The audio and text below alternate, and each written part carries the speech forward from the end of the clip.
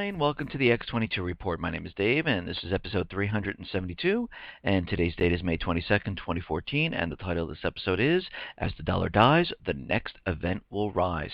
And before I get started, I just want to let everyone know, the reason why I couldn't do the report on Wednesday was because they were doing some type of construction someplace, and they were digging, and they cut the main fiber cable, and that completely knocked out internet for the entire day. It didn't come back until the evening, and at that time it was a little too late for me to harvest all the information, get all the information, and do a report, and that is the reason. I did post it on the site, on the x22report.com site, and I gave the reason, and I normally do a report every single day. Very rare do I miss, and if I am going to miss one, I usually say I'm going to miss it in advance. Let's get into what has been going on around the world here. And we see that Russia, China, they are definitely making their move, and they are really pushing their agenda to de-dollarize the entire world.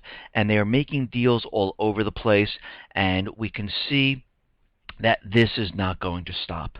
They are really going to push their agenda at this time. And if we look at all the nations around the world, we can see that China has been making deals, bilateral trades, and setting up clearinghouses all over the globe. Russia and China finally signed the complete deal, and that completely bypasses the dollar, and that's like a $400 billion deal, and the United States and the US dollar is not involved in it whatsoever. And the only country that is not involved with China, with bilateral trades and clearinghouses, is the United States. They decided, we're not doing this because we are not giving up the reserve status. And they will go down kicking and screaming, and they will create an event to get us into war, to cover up this entire debacle. And this is definitely what we are seeing right now. And we're going to get into that a little bit more into this report. But let's get started with the economic collapse news. Out in the UK, what we're seeing right out there is an organization called Charity is revealed that about 4,000 households in England are at risk of eviction or repossession every week due to high housing costs and shortage of affordable homes. People are hearing that the economy is recovering, but what we're really seeing, and what is the reality? The reality is there is no recovery. All these people are having a tough time making ends meet.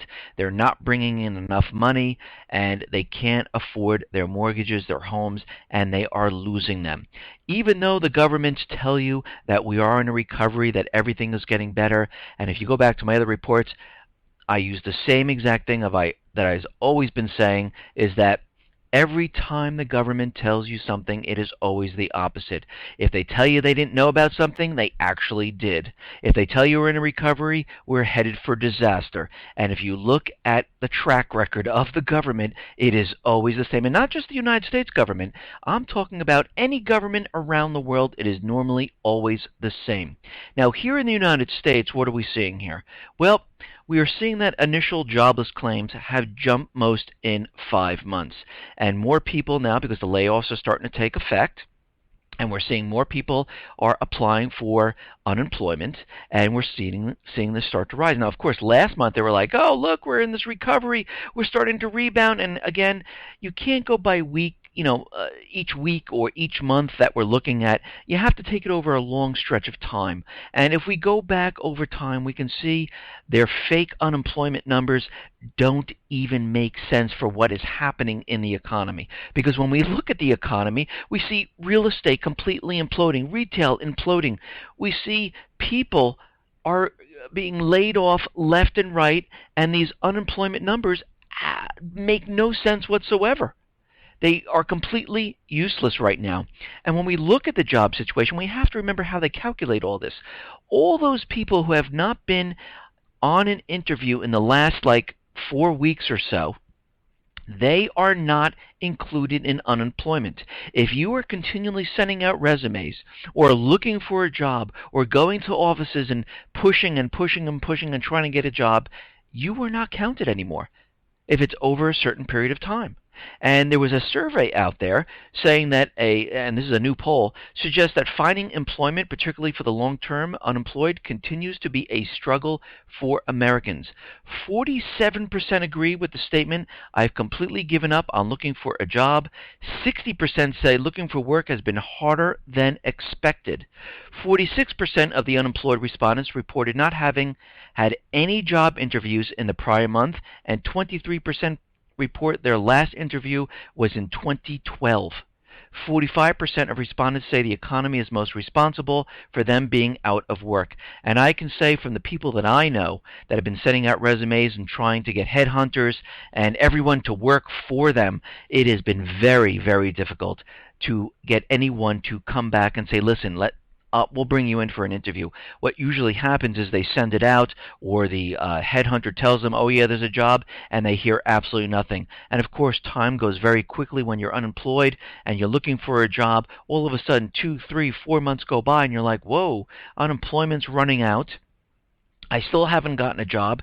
No one's coming back to me about any type of job offer. And of course everyone says, well, just start your own business. Well, you have to be a certain individual to go out and start your own business, and you do need a certain amount of capital, and there are some businesses that you don't. But again, I know a couple people that started their own business, and it's like an internet website type of business. I think it's selling dental products, and they are having a very tough time. They have absolutely no sales. They've been doing this for 5 months now, and nothing. It's a difficult thing to get into if you had no experience, and you need to have a specific amount of time to really get it up and running. And again, those people who have had a job for the last 10, 15, 20 years, it's a little difficult to start doing this and while you're making no money whatsoever. And again, the people that I see are having a very rough time trying to find work. Now we can see in the retail market, it is not doing well at all. I mean, we are looking at this, and this is the retail apocalypse. American Eagle Outfitters are going to be closing about 150 stores over the next 3 years, so about 50 stores a year they're going to be closing. That is a lot of stores, and a lot of people are going to be unemployed. Sears, they're looking at a decline in sales again, and they're going to be closing another 80 stores. And looking at Sears right now, it doesn't look like they're going to make it much longer. It looks like we're not going to see Sears exist after a certain period of time. And all their sales, Kmart, they're all declining. They are not doing well whatsoever. Best Buy, they are reporting a 1.3% fall in sales. It looks like Best Buy is heading down the same path as Tops Appliance City, Crazy Eddie, Circuit City, and they're continually seeing no one's coming in and purchasing appliances or electronics. Now why is this? We're in this beautiful spring weather. Nobody wants to purchase? Well, when you don't have a job, or you're underemployed and you don't have work, it makes it very difficult to go in and say, you know what, I need that new TV, or I need that new washing machine or dryer. And you say, you know what, I could do without it at this time. We'll just keep what we have because we need food. I need to pay for the rent, and my kids need clothes and things like that. And of course, that's what we're seeing right now. Now, in the real estate market, again, this is not getting better at all. Of course, the corporate media is out there and they're spinning it like, oh, look, we see a small little bump in the real estate market. Things are rebounding. What did I say in my past reports? We will see a small little bump. And believe me, this small little bump, that's all it is. It is going to go nowhere. And of course, they're going to use this now in the spring that we're recovering, it's going to be better, and you're going to see weeks down the line, all of a sudden, retail is going to drop, and it is not going to do better at all. Now, Blackrock, one of the companies that have been purchasing real estate using cash, they are out there now saying, this housing market is structurally unsound than it was in 2008. It is 10 times worse. Today, we are looking at a housing problem. As the data comes in weaker and weaker, despite hopes for post-weather bounce, the fact that the U.S. house market is more dependent on Fannie and Freddie than we were before the crisis, and it does not look good. And again, you can listen to the corporate media. You can, if you want to believe them or don't believe them, this little bump in the housing market is absolutely nothing, because you have to remember what they needed to do to create this bump. They needed to bring down the down payments from 20 to 25% down to 5 to 3% to 0%, so they can get people to come in and buy these houses. They had to give loans out to subprime borrowers. They had to bring back the adjustable rate mortgages. They are doing all of this to bump up the real estate market a little bit longer. And that's all it is. And the Fed is giving the free money to Blackstone, other hedge funds, investment companies. They pay cash to purchase these homes, and they pump up the market a little bit longer. They don't care if people are in the homes or not. They don't care if they rent them. It makes no difference whatsoever. They want to keep the prices up, and of course the banks are told to hold back the inventory and keep the inventory in the shadows so no one knows. And less houses that are on the market means higher prices, and people think like, oh, look, there's no homes. But when I look around and I go to New York and I go all different areas, I see homes sitting there for 30, 60, 90, 100 days, and I see prices starting to come down. This indicator shows me here we are at the same time frame of 2008, where we saw that no one knew what was going on. Why was the housing market so terrible? Why are people lowering their prices? We are going through the same exact thing now. Existing home sales came out today, and of course the corporate media is saying that we see a little bump, and they're playing it up big time, but it was below expectations, and existing home sales rose moderately but missed expectations. This is the worst start to a year since 2007. So we can see where we're going right now. And if we look at who's actually buying the homes, it doesn't look good. Because when we look at it, the everyday American person is really not buying the homes. Actually, the percentage is falling. And what we're looking at right now in first-time home buyers, 1/3 of all buyers are at 29% in April. They were at 30% in March, and they fell in April. And we're going to see them continually fall throughout the year. And cash buyers are still high, and of course they need the cash buyers to keep the illusion alive. And this is what they're doing right now. Now, the Economic Collapse blog had an article out there saying there's huge red flags that are noticeable why the economy is completely failing at this time. And if we look at this, we can see that historically sales for construction equipment manufacturer Caterpillar have been a pretty good indicator of whether the global economy is heading next. Unfortunately, their sales were down by 13%, and this is the 17th month in a row. And we discussed this before in the reports, and you can see it is not getting better. And of course, Caterpillar had a little bump back in December of 2013. Of course, they closed a lot of plants. They laid off around 40,000 people, and they said, look, we're doing better, but sales continually declined, and here we are today in 2014. During the first quarter of 2014, profits at office supply giant Staples fell by 43.5%. Small businesses not doing well. Bigger companies laying off. They're buying office supplies out of their budgets. They're going to use whatever they have.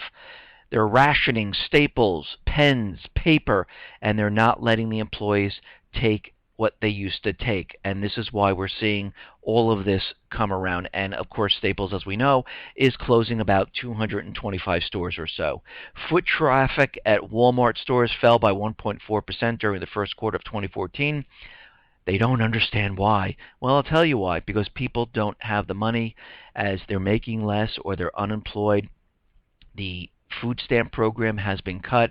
They're not going into Walmart and purchasing what they normally purchase, and this is why you're seeing the sales in Walmart completely fall.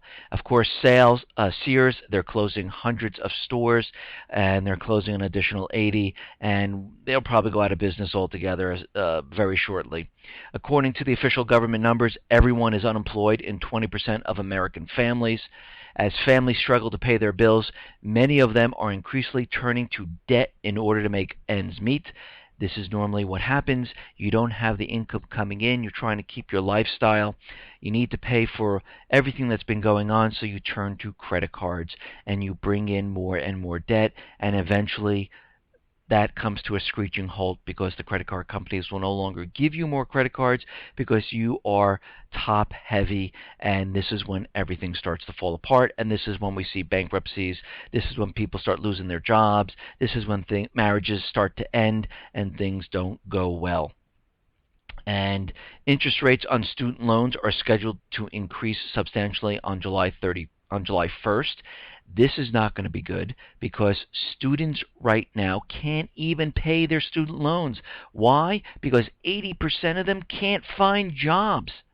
And if they do find a job, it's a part-time job making nothing. I told you my wife's cousin graduated Binghamton, and he is looking for a job. He found a job, $14 an hour, 20 hours a week. That's the best job he could find at this time.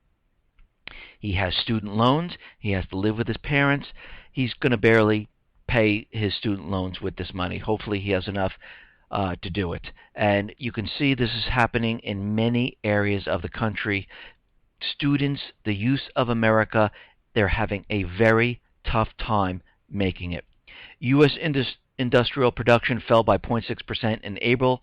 This should not be happening if the economy truly was recovering. Manufacturing job openings in the United States have declined for 4 months in a row. Existing home sales have fallen for 7 of the last 8 months and seem to be repeating a pattern that we witnessed back in 2007. In the real estate bubble market of Phoenix, sales in April were down 12% year over year, and active inventory was up 49% year over year. And what reminds me of this is that back in August of July or so of 2013, where was President Obama letting us know that the real estate market was rebounding, recovering? He was in Arizona, in Phoenix. He was giving a speech there telling everyone how great the real estate market was, how it's recovering, how we're doing so much better. Look what's happening right now. This is what happens when you pump up a market. It cannot be sustained. And back then, I was reporting back in August, September, that Wells Fargo, Citibank, Bank of America, they were laying off tens of thousands of people from their mortgage departments. You don't lay off people in these departments if real estate is rebounding and recovering, because that means more people need to take out mortgages. And that's not what was happening. What was happening at that time was investment companies, hedge funds, were purchasing the houses in cash.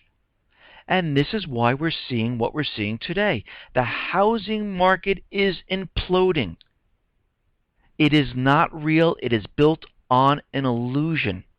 It is built in a way that people will think that prices are going up. People will think that the real estate market is recovering. It will make others flip homes. They will bring in speculators, and those people who are buying at the height of the market right now are going to be screwed, just like the people who purchased in 2007 and 8.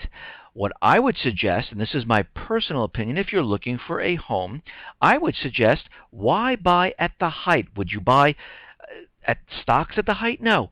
What you do is you prepare yourself. If you're really looking to purchase or do something, prepare yourself for when the market drops. Then you go into the market and you purchase the real estate at this point as it's dropping. So if you have funds and you're looking to purchase, what I personally would do is I would wait. But again, this is my opinion, and everyone can do whatever they want to do. All right, let's continue here. Now, in Russia, what they are saying is they are not going to abide by the FATCA law that the United States has created, and that is the Foreign Account Tax Compliance Act. The lower house Financial Markets Committee said that until Russia passes a law, any report to U.S. tax authorities about a client account in Russian banks would be considered a violation of bank secrecy. Russian banks for refusing to comply with requirements of the Foreign Tax Compliance Act, and they're not going to abide by it. And you can see going down the path here into the future, they're never going to abide by this because Russia is separating themselves completely from the US dollar and the Western banking system. So is China, so is India, North Korea, Iran, Syria, Brazil, Argentina, and many, many other countries. So if you're looking to hide money, I guess you would do it in Russia. Now, as we know, Russia is dumping treasury bonds, and it was reported that they dropped about 20% of their holdings, and that's about 26 billion, and they took this money and they invested in gold, about 900,000 ounces worth. And of course, this is a smart move because the worthless treasury bonds are just that, worthless. They're ink and paper. Instead, they're purchasing physical gold. China is doing the same, and you're going to see many countries start to look at this and say, you know what? Should we be holding these worthless paper treasury bonds anymore, or should we get rid of them and purchase hard assets? And you're going to see many countries start to move in this direction, and this is going to be a huge problem going down the line. And where is this problem going to be? It's going to be for the private Western Central Bank and the United States government and the people of the United States and Europe. Now, Russia made a deal with China, and their VTB bank is going to transact in yuans, and they already started.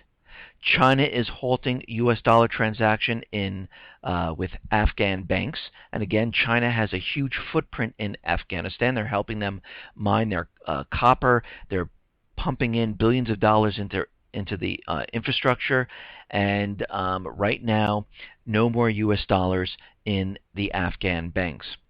Now, there is a Chinese central banker out there, and he is saying that the renminbi, or yuan, will become the reserve currency.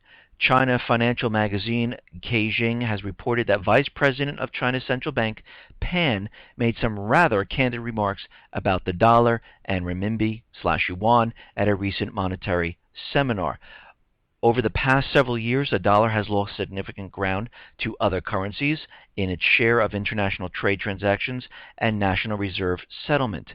This means that more and more people around the world are dealing in currencies other than the US dollar when they trade with one another.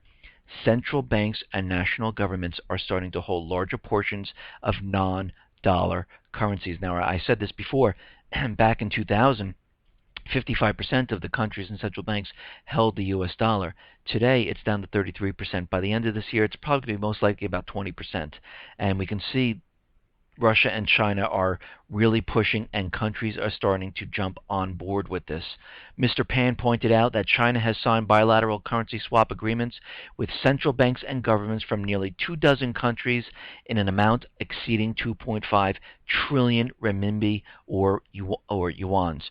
This is just the tip of the iceberg, Pan said. Pan's view is that the market is pushing for even greater internationalization of the renminbi/yuan.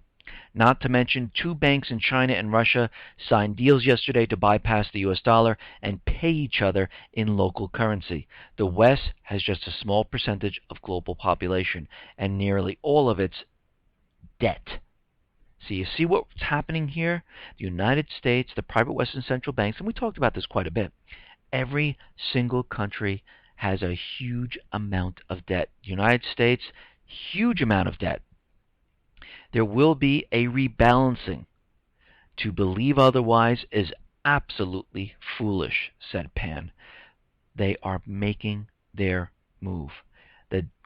As people have been saying, that global reset is going to occur sooner than later. And we can see, looking out into the future, the dollar is dying every single day. All other countries are making preparations to deal with the yuan, renminbi, or the ruble at this time. They're removing the dollar from their reserves, and they're stacking other currencies, and they're taking on gold. The next step is they'll be selling their treasury bonds. Belgium, of course, will pick up the slack, and you'll see amounts of purchases like you've never seen before. And what this really means is the stimulus is being increased. The Fed has been purchasing more and more treasury bonds because there are no buyers out there. And what this means is when all these countries decide we no longer believe in the dollar will flood back to the United States because they will not need it anymore. The treasury bonds will be sold. We will see the devaluation of the dollar. It will hit rock bottom. We will see prices like we've never seen before. And it will be terrible for the European nations and the people of the United States.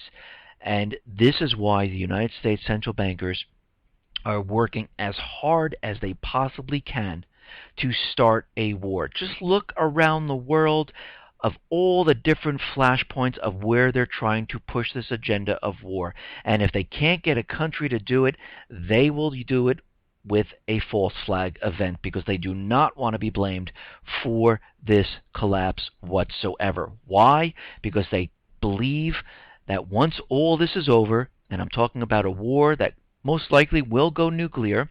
Of course, they have underground bunkers where they're going to hide. They believe when they restart the system, they will be in control once again. And this is why they are doing this. Now, looking at the Veteran Association, Veteran Affairs, we can see that the United States government really does not care about our veterans. And what has come out here is that they have two lists. They have a secret list where they keep people waiting because it costs a lot of money, and another list which they present to the government. And of course, President Obama is out there, and he's saying that he's only heard about this list from the media. But what has happened here is that, according to the Washington Times, there was a document obtained through the Freedom of Information Act, and it reveals that no, he knew about this back in 2008. He also knew about this in 2010. The Department of Veterans Affairs cautioned the incoming Obama team, stating that the waiting times being reported by veterans facilities around the country may not be accurate. He was briefed on this, he knew about it, and this is just horrific to our veterans. Now, of course, we always talk about all these wars that has nothing to do with democracy or freedom. It has to do with the bankers. And again, most of the people that are going out to fight for our country, most of them are fighting because they do believe they're fighting for democracy and freedom. And these are the people that are keeping our nation safe. And these people should be treated very, very well. They put their lives on the line, even though we keep saying that these are bankers. They're using our kids to go out there and fight.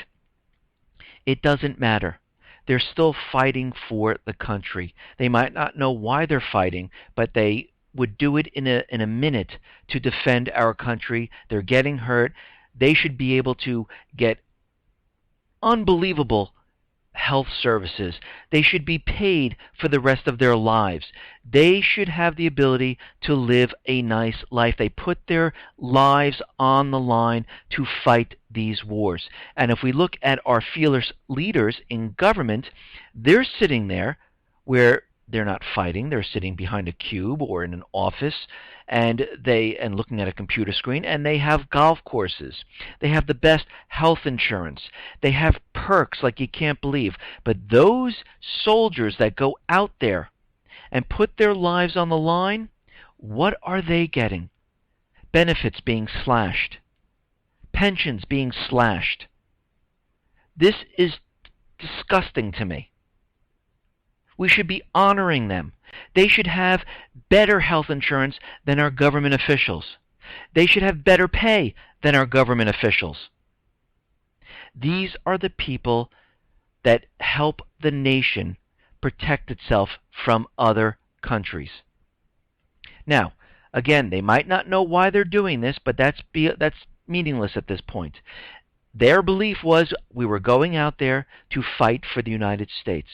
And they should be honored. They should have great health insurance. And this is disgusting to me, the way the government is treating them at this time. Now, we understand that Congress right now is passing the anti-NSA spying bill, which to me is absolutely ridiculous. We have the Constitution and the Bill of Rights. It says in the Fourth Amendment, they can't spy on the American. This is the law of the land. There's no other law above this. But we need a law to be passed to say the NSA can't spy on us. There's something wrong with our government, with the people of the United States. We already have a law. And of course this law that was passed was gutted. It's meaningless. Do you really think they're not going to spy on the American people? They don't care about this. This law is absolutely meaningless. It will do absolutely nothing. We already had the Bill of Rights, the amendment, the Fourth Amendment. They're ignoring it. All these other laws that they keep putting on the books are absolutely meaningless. And they're not going to abide by it. They already stripped it down to nothing. It's ridiculous. Now, in my other reports, I talked about CISPA. And what we're seeing here is on April 18th, CISPA was approved by the House of Representatives. And this is the Cyber Intelligence Sharing and Protection Act. And what this allows is it would protect private sector companies from liability stemming from the sharing of your information to the government. CISPA also would direct the Director of National Intelligence to establish procedures to permit the Intelligence Committee to share cyber threat information with private sector companies. It's basically what President Obama is doing now with his executive orders. Again, his executive orders completely support CISPA. And I've been saying that they're going to try to pass this through the Senate. And of course, President Obama said he will veto it if it passes his desk.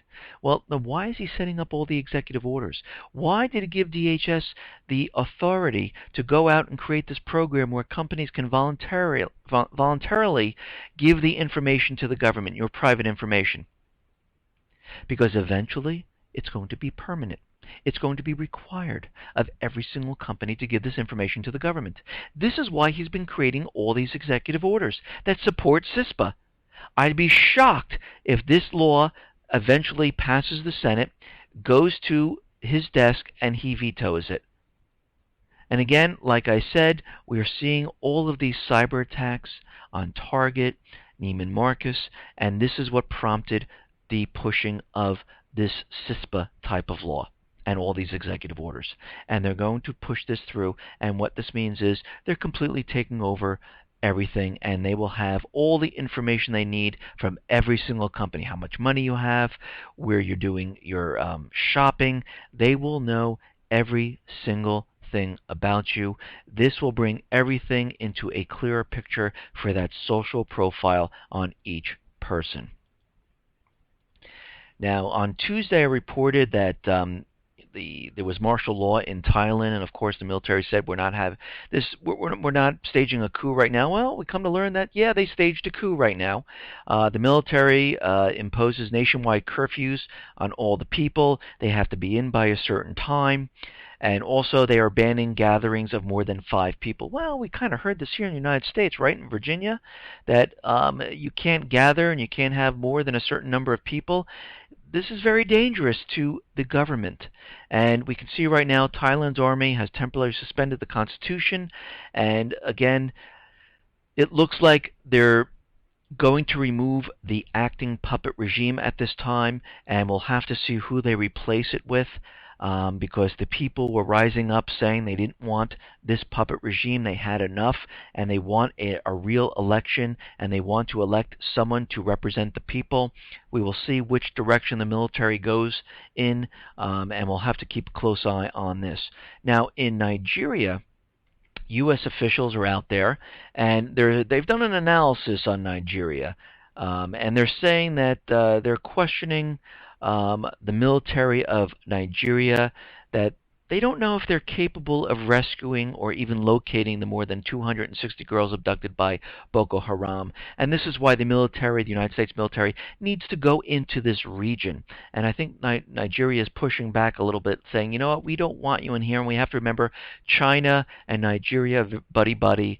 China has been pumping in billions of dollars into their infrastructure, creating a railway link there, and they're pushing back. So the next best thing is the United States decided to send in 80 U.S. military personnel into Chad, which borders Nigeria, and they will run their operations from there, flying the drones into Nigerian airspace. And eventually what will happen is they will start to move soldiers into Nigeria, and you can see exactly what they're trying to do. China is in Chad also, China is in Nigeria, and they're trying to bring military into the region, because wherever China is, that's where the United States central bankers are. Now, out in Yemen, there are thousands of people taking to the streets. They're protesting. They're chanting, "We want this government out. We want them out. We don't want them here anymore. Get rid of the puppet regime." And they're looking to take back their country. We're seeing this happen in Libya, Lebanon, Iraq, Yemen, and it's spreading all across the Middle East. And of course, what we're going to see is closures of embassy, travel restrictions, and drone strikes, and eventually you will see military from the U.S., NATO, UN come into these regions to try to take control of what has been going on.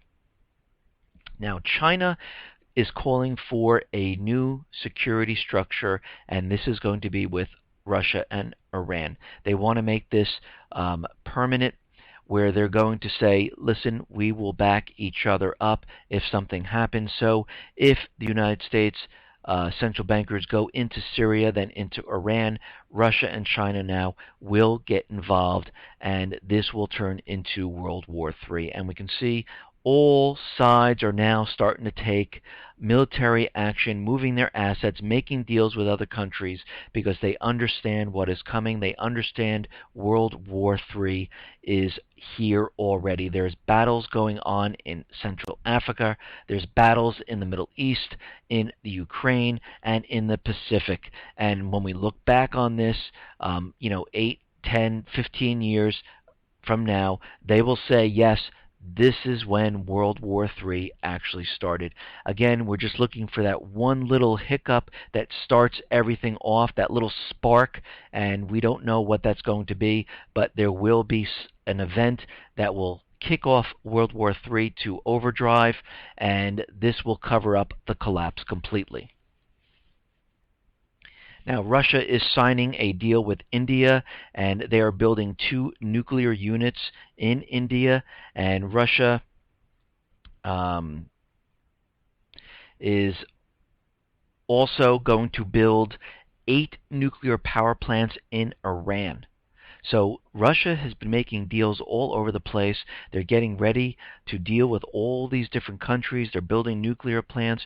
China is making deals all over the world, and the United States central bankers and Europe are all waging war at this time, and this is what we are seeing. I mean, it is getting worse and worse as time goes on, and we can see that what Russia and China is doing is a complete direct threat to the U.S. dollar. Now, Russia is not going to send observers to Ukraine to monitor the Sunday, May 25th elections there. Why would they have to go? It really doesn't matter. The people aren't going to vote. The regions of Donetsk, Lugansk, and Kharkov are not participating in these elections. These are puppet regime elections. They've already picked out the people they want.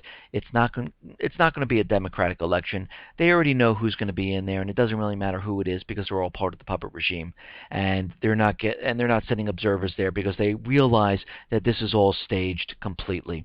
Now, Kiev, it looks like the acting president is not going to abide by the memorandum that came out from the parliament that I mentioned the other day, where they wanted to withdraw all the troops from the southeastern region. Kiev is ready for the final stage of their military op.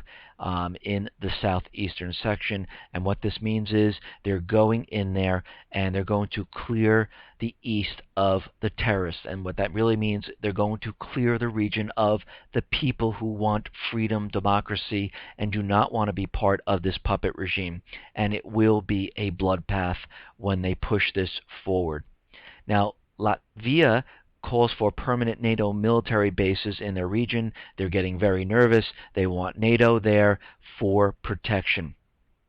Now, this rogue general, it looks like he is bringing on more and more of the Libyan government, the Air Force, the Army, and he is really gaining steam. And you have to remember General Khalifa Haftar, he did work for the CIA. He helped overthrow Gaddafi. And to me, it still looks like he is doing this to take control of the country, and he's creating a lot of havoc in the country, and he's going against the people of Libya at this time. And it looks like they are trying to make this move without the United States, NATO, and UN going in. They're trying to have this general take control of the Air Force and all the other military divisions. They're all joining up with him, and it looks like he's going to go and try to clean everything out and get rid of all the people who were fighting to get rid of the government. And this is the way it looks. This is what it looks like to me right now. And it looks like the United States is completely controlling this guy. But we'll have to see what happens. He might be looking. Of course, it could be that he's looking at this and saying, "Wow, I can become president here, and all I need to do is go around, and it's a power grab for him." But it really, to me, I'm going to go with that the CIA, the United States government, is controlling this guy to mop up Libya at this time. Now, Russia and China block resolution to refer Syria to International Criminal Court for possible prosecution of war crimes. Of course, the United States, the UN, and other private Western central bank nations were trying to push the war crime agenda to get Assad on trial, and it looks like Russia and China completely vetoed it and blocked it at this time. Britain is out there saying that Syria has made no progress whatsoever in relinquishing the last batch of chemicals. Syria and the UN is saying that it's very hard to get this stuff out of there. A lot of fighting. The rebels are making it very, very hard to get this last batch out. And of course, the United States is out there, they're stalling. Assad doesn't want to remove the last batch. He's hiding chemical weapons. He's hiding biological weapons. And they're building the propaganda up. Now, as we know, the United States central bankers and other nations are bringing in advanced weapons into Jordan. They've been training paid mercenaries to go into Jordan because they are preparing for something to happen. And the United States has increased its military presence in the northern Jordan to prevent attacks from Syria. In a project financed by Washington, they built observation towers equipped with reconnaissance systems along the Syrian frontier at this time. So we can see what is happening. They are continually building this up, and they also have an exercise that is running, and I mentioned this before, of about 13,000 paid mercenaries or soldiers that are having a drill at the same time Syria is having their elections. And what we're seeing is they're building these towers.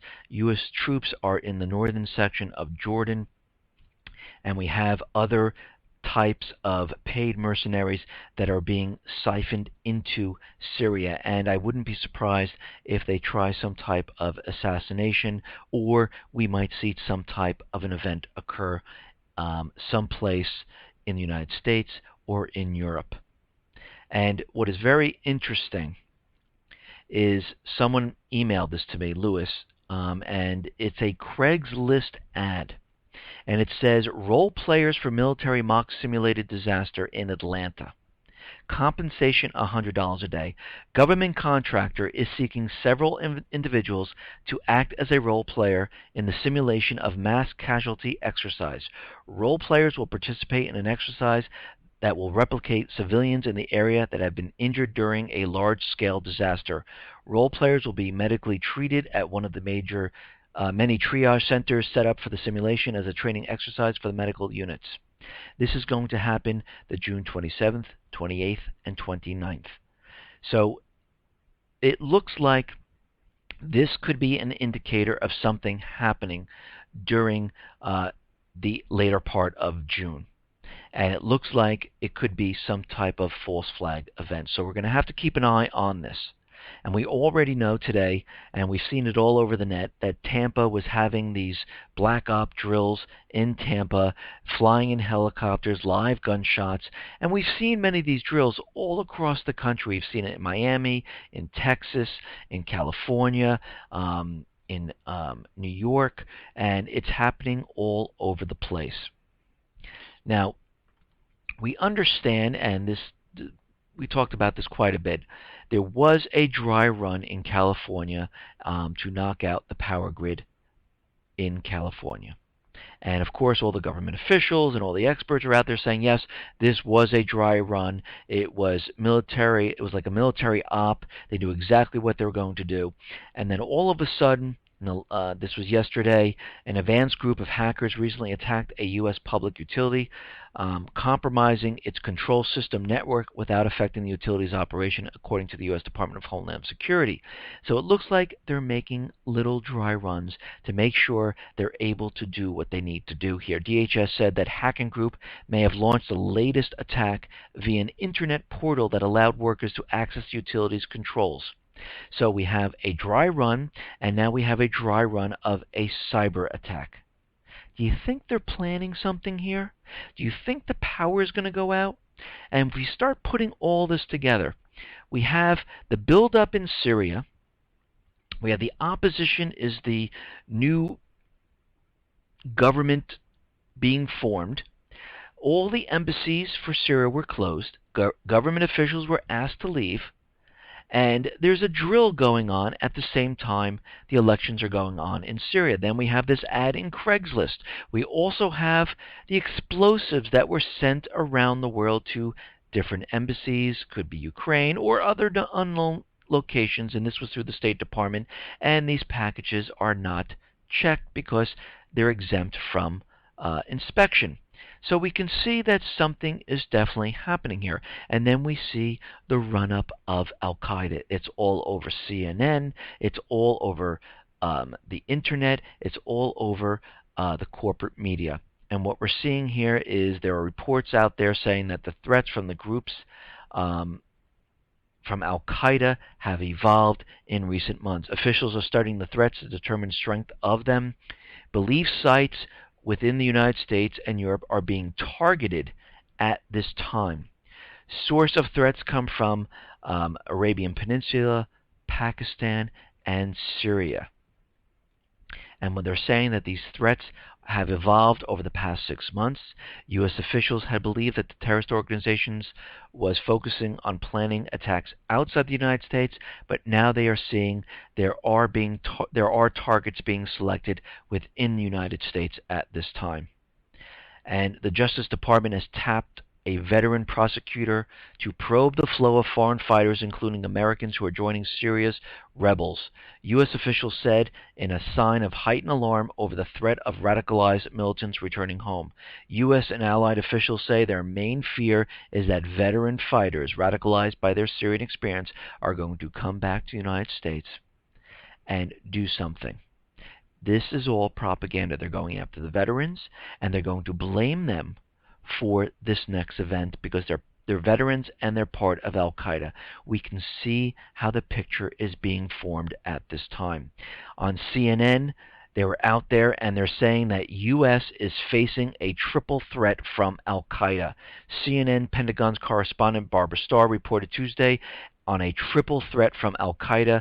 Syria has become a hotbed of terrorists, and they're coming to the United States. So we can see what is happening. We're seeing the dry run on the power grid, a dry run on the cyber attacks of the power grid systems. We know from Janet Napolitano it's not an if, but a when the power goes out. They had other drills that they were practicing about cyber attacks and about physical attacks on the power grid. We can see they're building up the propaganda of al-Qaeda already picking targets in the United States and around Europe. All of this is being built up because the dollar is dying and they need to start something. They need to have an event to get the United States and Europe into war to cover up this massive economic collapse. Listen, everyone, thanks a lot for listening. Be well, be safe, and especially be prepared. Thanks.